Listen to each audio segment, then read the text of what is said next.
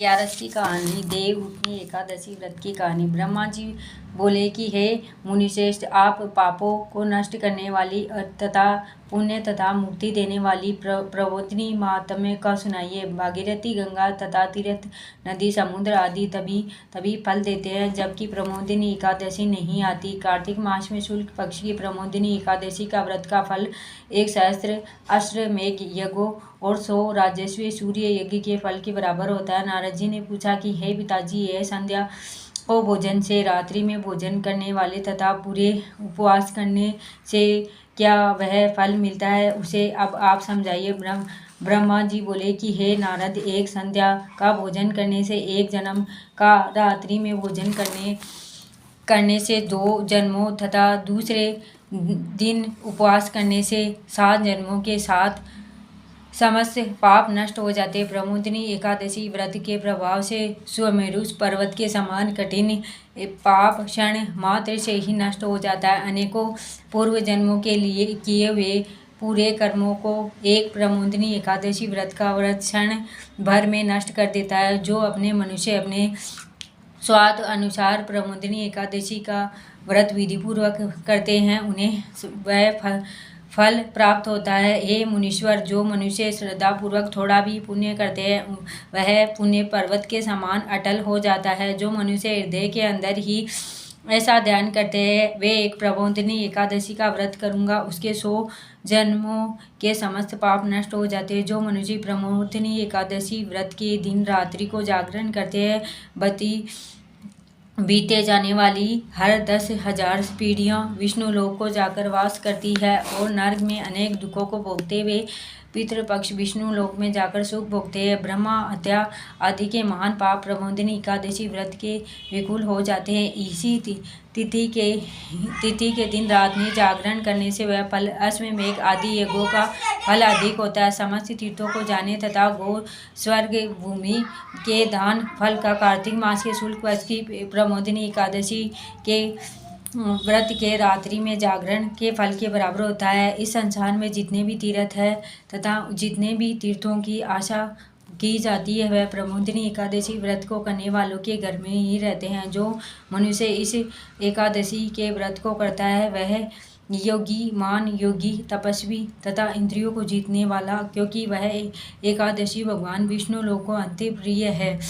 इसके व्रत के प्रभाव से कर्मिका, वाचिका और मानसिक पाप नष्ट हो जाते हैं। इस एकादशी के दिन जो भगवान की प्राप्ति के लिए दान, तप, होम, यज्ञ आदि करते हैं, वह अक्षय फल मिलता है। प्रमोदिनी एकादशी व्रत के दिन भगवान की पूजा करने वालों से बाल, यौवन और वृद्धावस्था के समस्त पाप नष्ट हो जाते हैं। इस एकादशी की रात्रि को जागरण करने का फल सूर्य चंद्र के ग्रहण के समय स्नान करने से सहस्त्र गुना फल होता है। मनुष्य जन्म से लेकर जो मनुष्य पुण्य करता है, वह प्रमोदिनी एकादशी व्रत के पुण्य के समान तीर्थ है। इसीलिए नारद, मैं तुमको भी विधि पूर्वक विष्णु भगवान की पूजा करनी चाहिए। जो मनुष्य कार्तिक मास में धर्मपरायण होकर अन्य व्यक्ति अन्न नहीं खाते हैं और उन्हें चंद्रायण व्रत का फल मिलता है। कार्तिक मास में भगवान का दान आदि उतने ही प्रसन्न नहीं होते जितने कि सहस्त्रों की कथाओं सुनने से प्रसन्न होते हैं। कार्तिक मास में जो मनुष्य भगवान की कथा को थोड़ा बहुत पढ़ते हैं या सुनते हैं, उन्हें 100 गौ दान का फल मिलता है। मनुष्य कल्याण के लिए विष्णु भगवान की कथा सुनते हैं, वे अपने कुटुंबी उतार करके 1 सहस्त्र गोदान का फल प्राप्त करते हैं। जो प्रमोदिनी एकादशी व्रत के दिन विष्णु की कथा सुनते हैं, उन्हें 7 दीपदान का फल मिलता है। जो मनुष्य भक्तिपूर्वक कथा सुनते हैं, कथा वाचने वालों ब्राह्मणों यथा दीप का पूजा करते हैं, उन्हें संतुष्ट करते हैं और उत्तम लोक को जाते हैं। इस नारद जी बोले कि ब्रह्मा जी, अब आप एकादशी व्रत की विधि को कहिए, जैसा करने से कौन सा फल मिलता है, वह समझाइए। ब्रह्मा जी ने हे नारद जी से इस एकादशी के दिन मनुष्य को ब्रह्म मुहूर्त में उठना चाहिए। नदी, तालाब, कुआं आदि पर सहस्त्र स्नान करके व्रत का नियम ग्रहण करना चाहिए। वह उस समय भगवान की विनय करनी चाहिए कि हे भगवान, आज मैं निराहार रहूँगा, दूसरे दिन भोजन करूँगा, इसीलिए अमृत शरीर रक्षा करेंगे। यह सभी प्रकार की विनय करके भगवान की पूजा करनी चाहिए। रात्रि को भगवान को समीप गीत, नृत्य आदि कथा व्यतीत आदि करनी चाहिए। प्रमोदिनी एकादशी के दिन कृपणता को त्याग कर बहुत से फल, पुष्प, अगरबत्ती, धूप भगवान की आराधना करनी चाहिए। जो मनुष्य पुष्प से भगवान की पूजा करते हैं वह सामने इंद्र से हाथ जोड़ता है। कार्तिक मास में जो बेल पत्र की भगवान की पूजा करते हैं अंत में मुक्ति मिलती है। कार्तिक मास में जो मनुष्य तुलसा जी से भगवान की पूजा करता है वह 10,000 जन्मों के समस्त पाप नष्ट हो जाते हैं। जो मनुष्य मास में इस तुलसी जी के दर्शन करते हैं, छूते हैं और ध्यान करते हैं, रोपण आदि की सेवा करते हैं, वे कोटि युग भगवान के घर में ही रहते हैं। समस्त मनोकामनाओं को पूरा करने वाले भगवान कुटुम्ब पुष्प को देखकर अत्यंत प्रसन्न हुए। यदि उनके कुटुम्ब पुष्प की पूजा की जाए तो यम के दुखों को भी नहीं पाते हैं। जो गुलाब के पुष्प से भगवान की पूजा करते हैं वह उन्हें मुक्ति मिलती है। जो मनुष्य वकुल अशोक के फूल की भगवान की पूजा करते हैं वे अत्यंत काल में तक शोक रहित रहते हैं।